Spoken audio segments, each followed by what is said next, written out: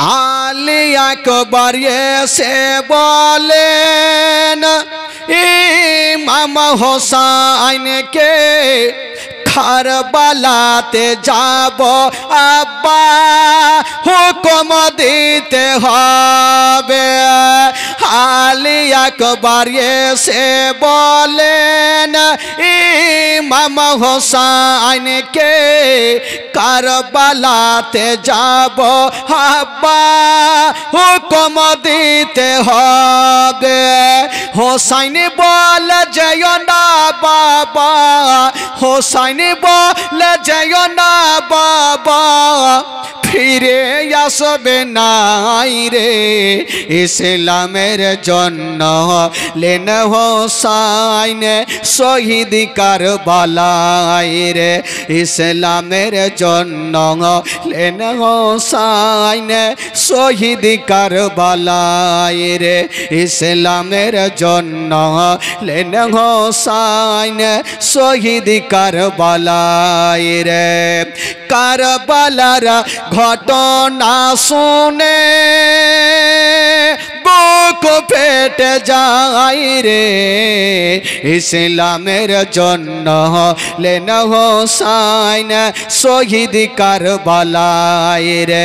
ইসলামের জন্য লেন হোসাইন শহীদ কারবালায় রে। ওই ইমাম হোসাইন বেটার হাতখানা ধরে বলছেন বেটা আলী আকবর রে, আমি তোমাকে যুদ্ধের ময়দানে যেতে দিব না। আলী আকবর বলেছিলেন আব্বা গো আমি যাব আব্বা, আমাকে পারমিশন দিয়ে দেন আব্বা, কারণ আমার সাকিনা বহিন পানির জন্য চটপট করে কান্দে। জয়নাল আবেদিন জ্বরে জ্বালাতে ছটপট করে কান্দে। আব্বা গো আমি সাকিনার কান্না দেখতে পারি না, আমি জয়নাল আবেদিনের কান্না দেখতে পারি না। আব্বা গো আমাকে খুশি মনে বিদায় দেন। ইমাম হোসাইন বেটাকে বুকখানে জড়িয়ে ধরে একটা কপালে চুমা দিচ্ছেন আর বলছেন বেটা রে, ওরে লাডলা দুলারা, ওরে কলেজার পাড়া, তুমি কি জানো না ওই যুদ্ধের ময়দানে যে গেল বেটা ফিরে আসলো না। বেটা রে তুমিও যাবে বেটা, জানি না ঘুরে আসবে কি আসবে না, তবে বেটা রে তুমি যুদ্ধের ময়দানে যেও না। আলী আকবর বলেছিলেন আব্বা আজকে যদি আমি যুদ্ধের ময়দানে না যাই তবে একদিন আপনাকে সবাই বলবে যে ইমাম হোসাইন ভাতিজাকে কাটিয়ে দিয়েছেন, কি বলে ভাগনাকে কাটিয়ে দিয়েছেন, আর নিজের বেটাকে যুদ্ধের ময়দানে পাঠাইনি। আব্বা গো আমি যাব আর যুদ্ধের ময়দানে যুদ্ধ করে আমি ইসলামকে বাঁচাবো। ইমাম হোসাইন বেটাকে কাছে ডেকেছেন, ওরে বেটা আলী আকবর রে, যখন তুমি যাবে বেটা তবে যাওয়ার জন্য তুমি রেডি হয়ে যাও। বেটা তুমি যখন যাবে বলছো যাও, যাওয়ার জন্য তুমি রেডি হও বেটা। আলী আকবর কি বলে সুন্দর করে পোশাক পরেছেন বাবা, যেই মতো বিয়ে বাড়ি যাই সুন্দর করে দুলহা সেজে যাই। বাবা একটু কথাটা ধ্যান দেন, সেদিন আলী আকবর কি বিয়ে খাওয়ার জন্য বিয়ে বাড়ি গেছিলেন, ভোজ খাওয়ার জন্য গেছিলেন? না রে বাবা না, আলী আকবর ইসলামকে বাঁচাতে যেন কুরবানি হতে যাচ্ছে। আলী আকবর জামা পরে নিয়ে হাতে তরবারি খানা নিয়ে যাওয়ার জন্য রেডি। ইমাম হোসেন বলেছিল বেটা রে দেরি করো না বেটা, তাড়াতাড়ি করে যুদ্ধের ময়দানে যাও। ওই দিকে ইবনে সাদের লোকেরা ডাক দিচ্ছেন ও গো ইমাম হোসেন, হইয়াজিদের হাতে হাত দিয়ে মরিদ হয়ে যাও, নচেত যুদ্ধের জন্য তৈরি হয়ে যাও। ইমাম হোসেন বলেছিল বেটারে দেরি করো না, তাড়াতাড়ি করে যুদ্ধের ময়দানে যাও। আলী একবার কাঁদতে কাঁদতে বলেছিলেন আব্বা গো আমি যাব আব্বা, তবে জানি না ঘুরে আসবো কি আসবো না, তবে আব্বা গো যাওয়ার আগে একবার আমাকে বুকখানে জড়িয়ে ধরে। সুবহানাল্লাহ সুবহানাল্লাহ। আব্বা জানি না ঘুরে আসবো কি আসবো না আব্বা, তবে আব্বা গো যাওয়ার আগে একবার আমাকে বুকখানে জড়িয়ে ধরেন আব্বা। ইমাম হোসেন বেটাকে বুকখানে জড়িয়ে ধরেছেন, কপালে চুমা দিচ্ছে আর বলছেন বেটা আলী আকবর রে তুমি যখন যুদ্ধের ময়দানে যাচ্ছ তবে একটা কথা আমার মনে রাখো, আজকে 10ই মুহররমের দিনে শুক্রবার দিন রে বেটা, তুমি যাচ্ছ যাও, তবে একটা কথা মনে রাখিও যুদ্ধের ময়দানে যখন যুদ্ধ চলবে বেটা ভুল করে ও যুদ্ধের ময়দান থেকে পালিয়ে আসবে না। আলী আকবর বলেছিলেন আব্বা গো আব্বা গো আমি কথা দিলাম আব্বা, আমরা হলাম নবী বংশের ছেলে, আমরা হলাম নবী বংশের আওলাদ, নিজের গর্দানকে কাটিয়ে দিব আব্বা, পিঠ দেখিয়ে পালিয়ে আসবো না। ইমাম হোসেন বলছে বেটা তবে তুমি যাওয়ার জন্য রেডি হয়ে যাও। যুবকেরা একটু ধ্যান দেন, এই কথা বলবে না ভাই, একটু ধ্যান দেন বাবা, যুদ্ধের ময়দানে ইমাম আলী আকবর যাওয়ার জন্য রেডি হচ্ছেন বাবা। যেমনই বাবা গো মাকে সালাম করে দিয়া, বাবাকে সালাম করে দিয়া, আহলিয়াদেরকে সালাম করে দিয়া, আলী আকবর যেন দুলদুলে চেপে গেল, যেমনই দুলদুলে চেপে গেছে বাগো যাবেন বাবা যুদ্ধের ময়দানে, একটু আগিয়ে গিয়েছেন হঠাৎ করে কি এমন ঘটনা ঘটে গেল, 7 বছরের বহিন সাকিনা দেরি করলেন না, কাঁদতে কাঁদতে যেন আলী আকবরের সামনে গিয়ে দাঁড়িয়ে গেল। আলী আকবরের সামনে গিয়ে দাঁড়িয়ে গেল। দাদা গো দাদা গো আপনি কোথায় যাবেন দাদা, দাদা গো আপনি দুলহা সেজেছেন আপনি কোথায় যাবেন, দাদা গো আপনি তো যাচ্ছেন দাদা, তবে আপনাকে মানা করব না, তবে আদরের বহিনটাকে কি দিয়ে যাবেন, খালি হাতে কেমন করে যাচ্ছেন, আমাদের মধ্যে একটা প্রথা আছে যদি কোনো ভাই বিয়ে করার জন্য যায় তবে ছোট্ট বহিন ভাইয়ের কাছে কিছু আবদার করে। সাকিনা কাঁদতে কাঁদতে বলছেন দাদা আপনি যাচ্ছেন আজকে দুলহা সেজে, তবে আদরের বহিনটাকে কি দিয়ে যাবেন। আলী আকবর কাঁদতে কাঁদতে বলেছিল বহিন রে আজকে আমি তোমাকে টাকা দিতে পারবো না, পয়সা দিতে পারবো না, তবে বহিন একটা কথা মনে রাখিও। এই চাচা বসেন বসেন বসেন, না হলে ওদিকে থাকেন, সামনে আসেন না এখন।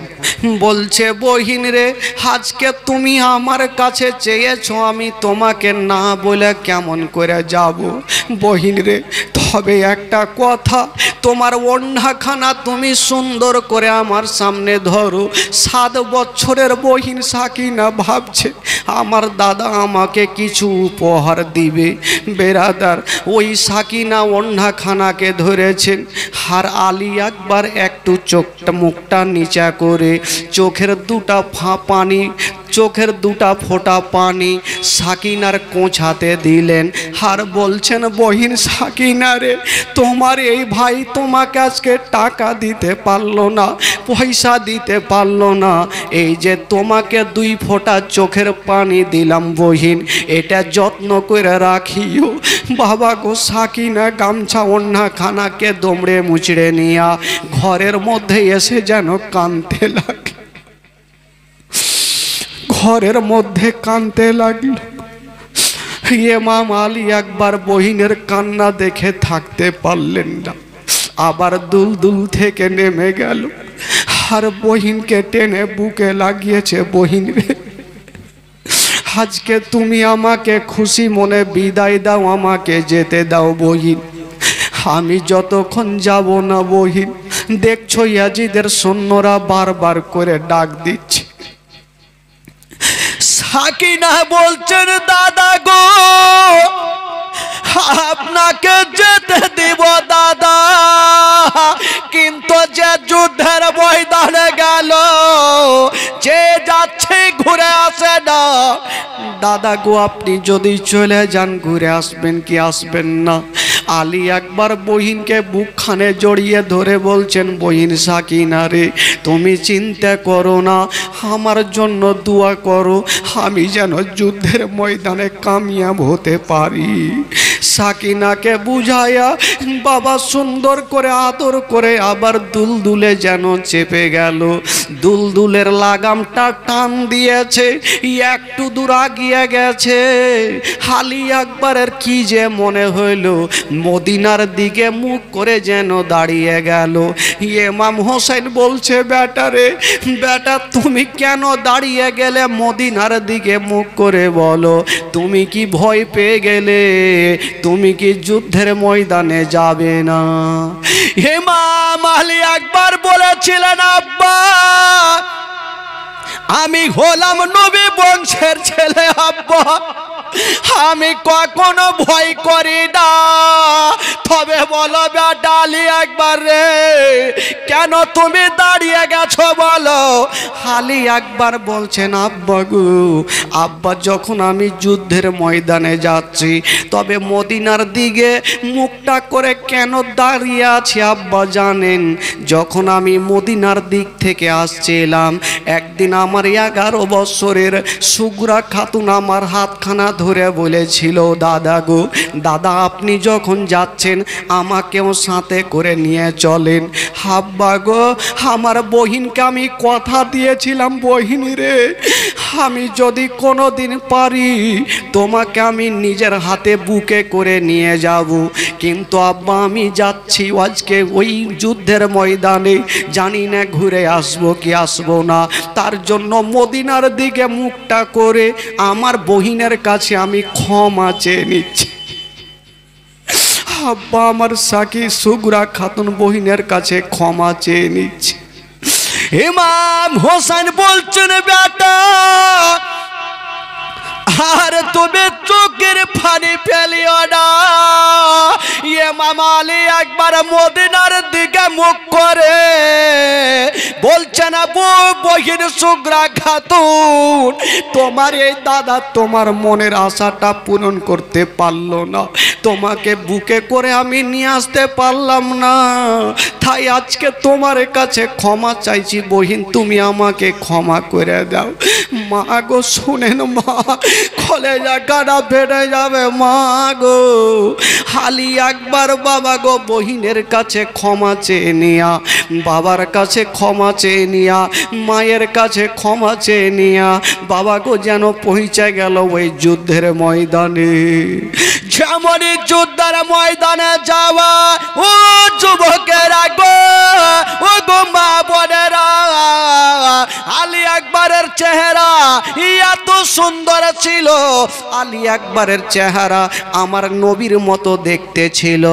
বাবা গো ওই আলী আকবর যখন যুদ্ধের ময়দানে পৌঁছে গেল, ওই ইবনে সাদের লোকেরা বলছে, ওরে কে চোরে, তাড়াতাড়ি করে যাও আর আলী আকবরের মাথাটা কেটে নিয়ে চলে আসো। একটা দুরাচার বাবা পৌঁছে গেল, আর যেমনই পৌঁছে গেল আলী আকবরকে বলল, আলী আকবর রে তোমার চেহারা দেখতে ভালো লাগে, তুমি যাও তোমার মায়ের কাছে ফিরে যাও, তোমার আব্বার কাছে ফিরে যাও। আলী আকবর বলেছিল, ওরে ইয়াজিদের সৈন্য তোরা আমার চেহারা ভালো লাগে রে, আর হোসেনের চেহারা কি তোদের ভালো লাগে না? আমার চেহারা ভালো লাগে রে। আলী আকবরের আলী আসগরের চেহারা কি ভালো লাগে না? আমার চেহারা ভালো লাগে রে। আমার বহিন সাকিনার চেহারা কি ভালো লাগে না? আমার চেহারা ভালো লাগে রে। আলী জয়নাল আবেদিনের চেহারা কি ভালো লাগে না? তাদের জন্য তোরা পানি বন্ধ করেছিস। এই কথা যেমনই বলতে নাই, ওই যুদ্ধের ময়দানে যুদ্ধ শুরু হয়ে গেল। ইমাম আলী আকবরের হাতে ছিল তরবারি খানা। বাবা গো কাজে লাগিয়ে দিল। যেমনই কাজে লাগিয়ে দিয়েছে, যেই দিকে চালিয়ে দেয় দুই চারটা কেটে যেন জাহান্নামে পড়ে যায়। তবে একটা কথা, যার শরীরে নবী বংশের রক্ত আছে গো, তার সঙ্গে মোকাবিলায় করে কেউ টিকতে পারে না, কেউ থামতে পারে না। আলী আকবর একের পর এক বাবা দুশ্মনের মাথাগুলাকে কেটে দিচ্ছে। ওই দুশ্মন দুরাচারেরা চিন্তা করলো আলী আকবরের সঙ্গে একাই একাই গেলে মোকাবিলাতে পারবো না, চলো চলো আমরা একটু মিটিং করব, আলী আকবরের মোকাবিলাতে কে যাবে। তারা মিটিং করতে লাগলো। ওই আলী আকবর চিন্তা করছেন, আল্লাহ ওই দুশ্মনেরা আমার মোকাবিলাতে আসে না, তাই আমি 5টা মিনিট যখন সময় পেয়েছি, আমি একবার যাব খিমার মধ্যে, আমার মার কাছে একটু মাকে দেখে আসবো, আমার আব্বাকে দেখে আসবো। আলী আকবর আস্তে আস্তে করে খিমার মধ্যে যখন পৌঁছে যাচ্ছে, ইমাম হোসেন বলছে, বেটা রে, আমার মুখের কথা মুখে থাকলো রে বেটা, তুই ওকে যুদ্ধের ময়দান থেকে ভয়ে পালিয়ে আসলি রে বেটা। আলী আকবর বলেছিলেন, আব্বা গো, আমি হলাম নবী বংশের ছেলে, আমি কখনো ভয় করি না, আমি দুশ্মনদের মাথা কেটে এসেছি আব্বা। তবে আব্বা গো, আমি আসার কারণ হইল আমার মোকাবিলাতে কেউ আসতে চাহে না, তারা একটা মিটিং করতেছিল, তাই ভাবলাম শেষের সময় একবার আপনার চেহারা খানা দেখে নি। ডাক দিচ্ছেন, মা গো, মা তুমি কোথায় আছো মা, একবার আমার কাছে আসো মা। কোন এমন মা আছে বেটার চেহারাতে রক্ত দেখে মা থাকতে পারলেন না, ছুটে চলে আসলেন, বেটাকে বুক খানে ধরেছে, বলছে না, বেটা আলী আকবর রে, আমি তোমার মা তোমার সঙ্গে আছি। মা বেটাতে কথা চলছে। 7 বছরের বহিন সাকিনা কানতে কানতে এসে দাদার হাতখানা ধরেছে। দাদা গো, দাদা গো, আপনার গায়ে রক্ত কেন দাদা? বলছে, বহিন রে, কপালে যেটা লেখা আছে সেটা হবে। বাবা গো, সাকিনা কানতে কানতে একদিকে চলে গেল। ওই দিকে বেরাদারা ইমাম আলী আকবর বলছেন, মা গো, মা তোমাকে একটা কথা বলে দিবা, আমি অনেকক্ষণ ধরে যুদ্ধ করেছি মা, তবে মা গো অনেক পিপাসিত লেগেছে মা, মা গো যদি এক পিয়ালা পানি দাও মা, তবে মা গো আমার আব্বাকে আর ওই কারবালায় যেতে হবে না মা। মা বেটাকে বুকখানে জড়িয়ে ধরে ডুগরে ডুগরে কাঁদছে, বলছে, বেটা রে, আমি তোমাকে পানি দিতে পারবো না রে বেটা। ওই পানি পানি করে মোহাম্মদ ইব্রাহিম শহীদ হয়ে গেছে, ওই পানি পানি করে আউনা মোহাম্মদ শহীদ হয়ে গেছে, ওই পানি পানি করে আলী আসগর শহীদ হয়ে গেছে, ওই পানি পানি করে আবুল কাসিম শহীদ হয়ে গেছে। বেটা রে, আমি তোকে পানি দিতে পারবো না, যা রে বেটা যা। তবে একটা কথা তোমাকে বলে দিলাম, এ দুনিয়ার পানি আর নসিবে জুটবে না, যাও রে বেটা যাও, তোমার জন্য হাউজে কাউসারের পানি অপেক্ষা করছে রে বেটা। হাউজে কাউসারের পানি তোমার জন্য অপেক্ষা করছে বেটা। আলী আকবর মাকে আবার সালাম করে দিয়া যেন বাবা যুদ্ধের ময়দান আবার পৌঁছে গেল। ওই দিকে দুশ্মনদের একটা মিটিং হইল, ইমাম আলী আসগর যদি চলে আসে তবে আমরা একজন করে যাব না, আমরা একই সঙ্গে তীর বর্ষণ করব বাবা গো। তাই এটাই হইল, আলী আকবর যেমনই এবার যুদ্ধের ময়দানে চলে গেছে। গেছে। চতুর্দিক থেকে বাবা তীর বর্ষণ শুরু হয়ে গেল। বাবা গো যেই মতো বৃষ্টি বর্ষণ হয় সেই মতো তীর বর্ষণ শুরু হয়ে গেল। কোনটা তীরকে থামবে বাবা? হাতে লাগে টেনে দেয়, পায়ে লাগে টেনে দেয়, মাথায় লাগে টেনে দেয়। ওই দুশ্মন দুরাচার একখানা বল্লম চালিয়ে দিল। বাবা গো নিশানা করে বল্লম চালিয়েছে।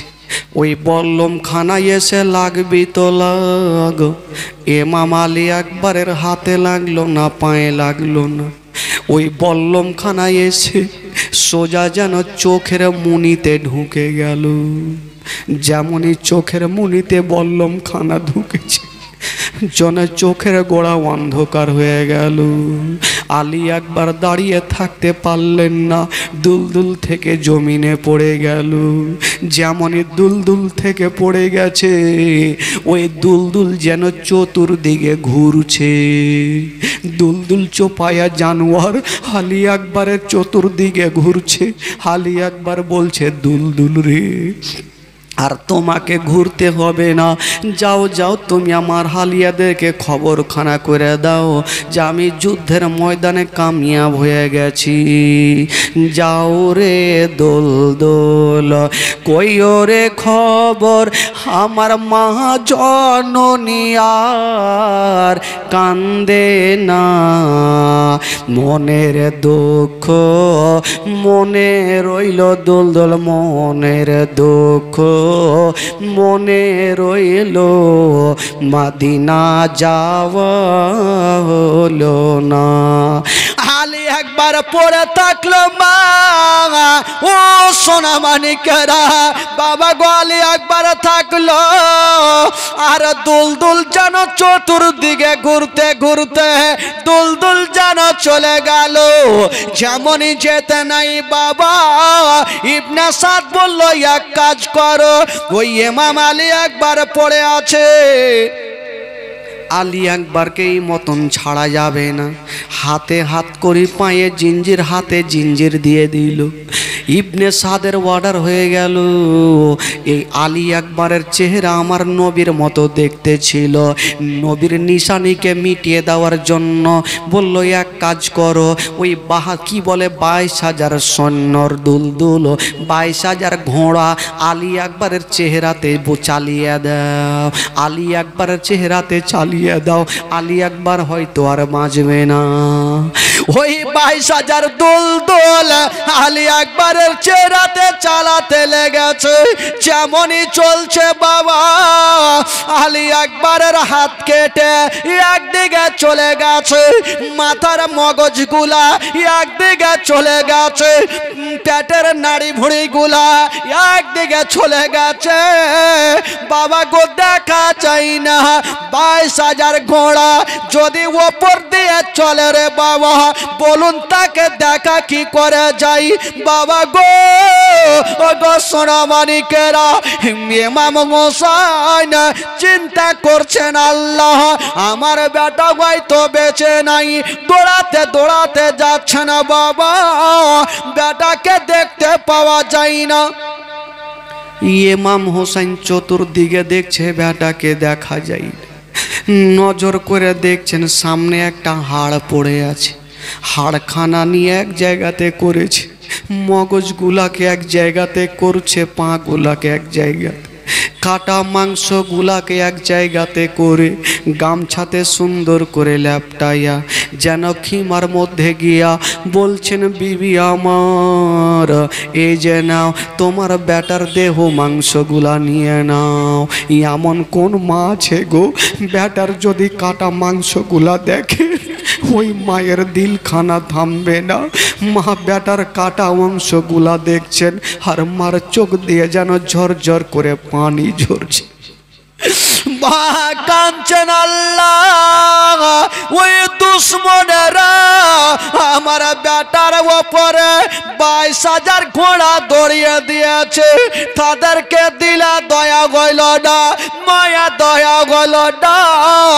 ইমাম হোসেন বলেছিল বিবি দেরি করো না, আমার বেটা আলী আকবরকে ওই কাটা মাংসগুলা আমাকে দিয়া দাও, আমি যাব আর কারবালাতে আমার বেটাকে দাফন করে আসবো। ইমাম হোসেন ওই কাটা মাংসগুলাকে নিয়ে বাবা গো ঘাড়ে করে নিয়ে সবুরের পাহাড় হয়ে চলে যাচ্ছেন বাবা মাটি দেওয়ার জন্য। কোনো বাপ যদি বেটাকে মাটি দিতে যায় মা, ওই বাপের দিলখানা থামবে না, বাপের কলেজা খানা থামবে না। কিন্তু ইমাম হোসেন সবুরের পাহাড় হয়ে বেটার কাটা মাংসগুলাকে নিয়ে গেল।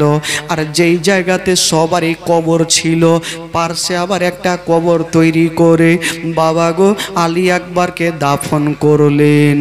সকলে পড়ুন ইন্না লিল্লাহি ওয়া ইন্না ইলাইহি রাজিউন।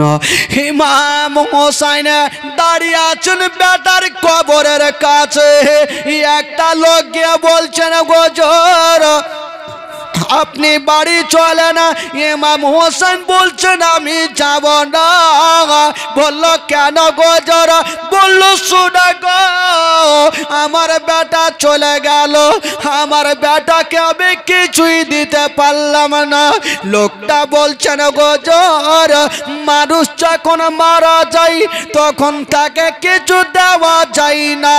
ইমাম হোসেন বলল শোনা গো আমি জানি দেওয়া যায় না, কিন্তু একটা জিনিস দেওয়া যায়। বলল হুজুর কি দেওয়া যায় বলুন। ইমাম হোসেন বলছে শোনো গো আমার বেটা তো চলে গেল, তবে আমার বেটার জন্য আমি খালি হাতে যাব না, আমার বেটার জন্য আমি একটু আল্লাহর কাছে দোয়া করে যাব, এই দোয়া দিয়ে যাব। ইমাম হোসেন বেটার কবরের কাছে দাঁড়িয়ে বাবা গো দোয়া করবেন। তবে বেরাদার বন্ধুগণ ভাই ও গো আমার মা বোনেরা, ইমাম হোসেন বেটার কবরের কাছে দাঁড়িয়ে দোয়া করবেন। বাবা গো আজকে কাউরি বেটা বেটিও দুনিয়া থেকে চলে গেছে জানি না, আমার বাবা কাউরি মা কাউরি দাদা কাউরি দাদি দুনিয়া থেকে চলে গেছে জানি না। দুনিয়াতে কিছু যাবে না বাবা, শুধু যদি যায় আপনার দানটাই যাবে। কাল হাসরের মাঠে যদি আপনার হাতটা না ধরে জাহান্নামের দিকে নিয়ে যাওয়া হয়, দান বলবেন খোদা গো ওই ব্যক্তি জাহান্নামের দিকে যাবে না, ওই দানটা আপনার হাত ধরে জান্নাতের দিকে নিয়ে যাবে। বাবা গো এ আহলে বাইতের মোহব্বতে আলী আকবর তো দুনিয়াটা ছেড়ে চলে গেছেন। ওই আলী আকবরের জন্য আলী আকবরের মোহব্বতে আমি বলবো ভাই বেশি আপনাদের কাছে বলবো না, শুধু একটু মোহব্বত দেখতে চাই আলী আকবরকে কতটা লোক ভালোবাসে। আমি জানি বাবা এই ঘটনা শোনার পরে এমনিতে চোখে পানি চলে আসে। মা গো আহলে বাইতের মোহব্বতে মা আপনাদেরকেও বলবো মা আজকে কেউ খালি হাতে যাবেন না। মা গো খোদার কসম আজকে একটা ফোঁটা চোখের পানি যদি এই পবিত্র সভাতে ফেলে যান আমার নবী খুশি হয়ে যাবে, আর নবী যদি খুশি হয় আমার আল্লাহ খুশি হবে। ও যুবকেরা একটা কথা বলবো ভাই, আলী আকবরকে যদি সত্যিকারী দিল থেকে ভালোবেসে থাকেন তবে দুটা খোদার বান্দা কোন যোগ্যময় যোগ্য বেটা 5,000 করে টাকা একটু আপনাদের কাছে চাইব। একটা কোনো খোদার বান্দা যদি আলী আকবরের মোহব্বতে 5,000 টাকা দিতে পারে না, জানি না আজকে মেহমানের দোয়া আল্লাহর দরবারে কবুল হয়। আজকে ওই ব্যক্তির জন্য আমি জান প্রাণ থেকে দিল থেকে আজকে দোয়া করে যাব।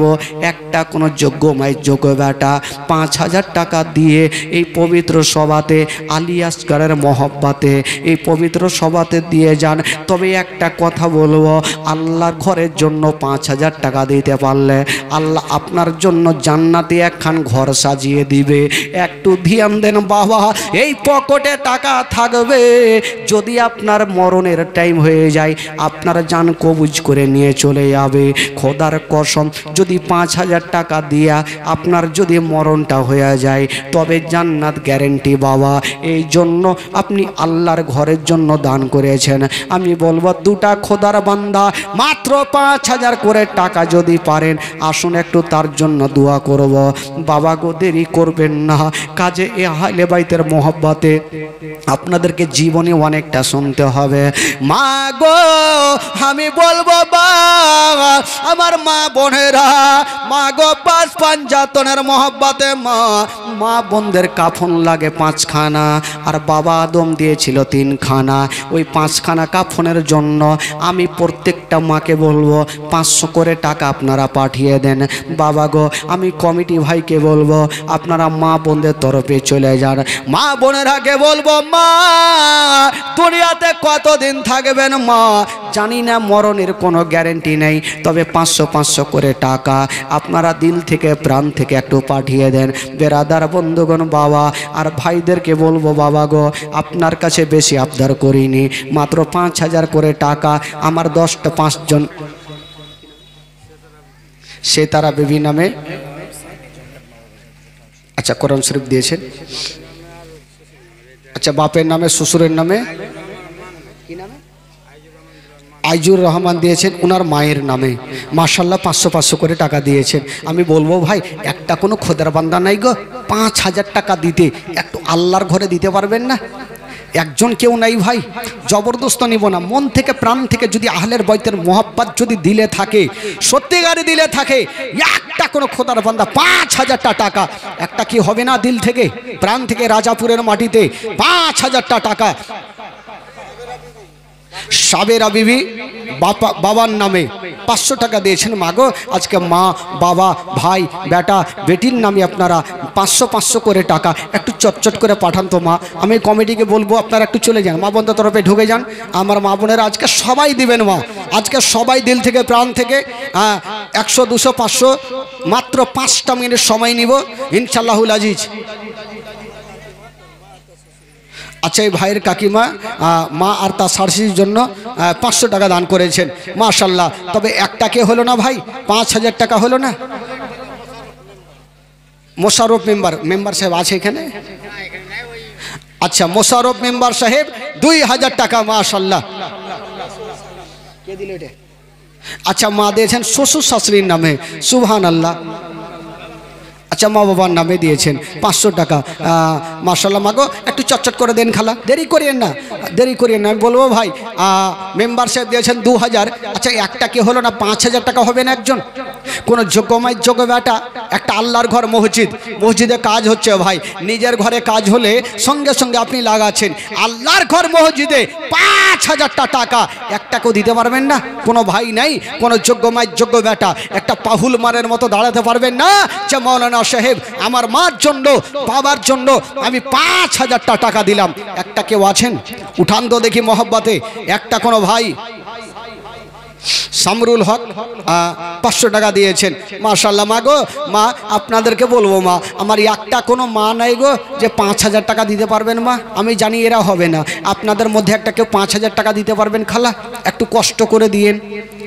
একটা কোনো মা যদি পারেন তবে 5,000 টাকা মাগো। আমি বেশি জোর করিনি আর বেশি চাইও নেই মা, যেটা আপনার হবে মাগো 5,000 টাকা একটু কষ্ট করে যদি আল্লাহর ঘরে লাগাতে পারেন, কাল হাসরের মাঠে এই দানটা আপনার সাহায্য করবে, আপনাকে জান্নাতে নিয়ে যাবে মাগো। 5,000 টাকা একটা কোনো মা যদি পারেন একটু লেখান তো মাগো, তার জন্য খুব দিল থেকে দোয়া করব। ভাই আপনাদের তরফে কি হলো না? 5,000 একটা হলো না? আমি তো জানি রাজাপুরের মানুষেরা খুব দানি ব্যক্তি আছে, তো একটা কেউ মার জন্য যে আমি মাকেও ভালোবাসি বলে 5,000 টাকা একটা নাই? মার জন্য একটা কেউ দাঁড়াতে পারবেন না যে হুজুর আমি মাকে ভালোবাসি, মার জন্য আমি জান জীবন দিয়ে আমি 5,000 টাকা দান করলাম? একটা কেউ নাই মার জন্য? আছেন? একটা কেউ মহব্বতে দাঁড়ান তো দেখি। মার জন্য 5,000 টাকা কোন যোগ্য বেটা একটু দাঁড়িয়ে বলেন মাওলানা সাহেব আমি 5,000 টাকা আল্লাহর ঘরে দান করলাম? একটা কেউ আছেন? তার জন্য দোয়া করব ভাই। একটা কোনো ভাই চাচা বাবা এতগুলা আছেন, একটা কে হবে না 5,000 টাকা? মাশাল্লাহ, দেখেন দিল থেকে যদি প্রাণ থেকে দান সবাই করতে পারবে না ভাই, যার দিল আছে সেই দান করতে পারবে, সবাই পারবে না, সবারই দিল নেই, আর মদিনাও সবারই নেই, যার দিল আছে সেই দান করতে পারবে। তো আমি একটা দিলওয়ালা কাউকে আহলে বাইতের মোহব্বতে একটা দেখতে পাবো না 5,000? একটা কোনো ভাই হতে পারবেন না? মাগো আপনাদের মধ্যে একটা কোনো মা 5,000 পারবেন খালা? আহ সুবহানাল্লাহ। কেসিয়ার সাহেব এখানে আছেন? কেসিয়ার সাহেব খুব দিওয়ানা, আমি বুঝতে পারছি। আপনি একটু লাগিয়ে দেন, আপনি 10,000 টাকা আল্লাহর ঘর মসজিদে দেন। মাশাল্লাহ, 7,786 টাকা। কি নাম ছিল আপনার? আশিকুল রহমান সাহেব। একটু জোরে নারে লাগান তো ভাই, তিরপালটাকে উড়িয়ে দেন দেখি, জোরে লাগান। নারে তাকবীর! আল্লাহু আকবার। শুইতে যান না?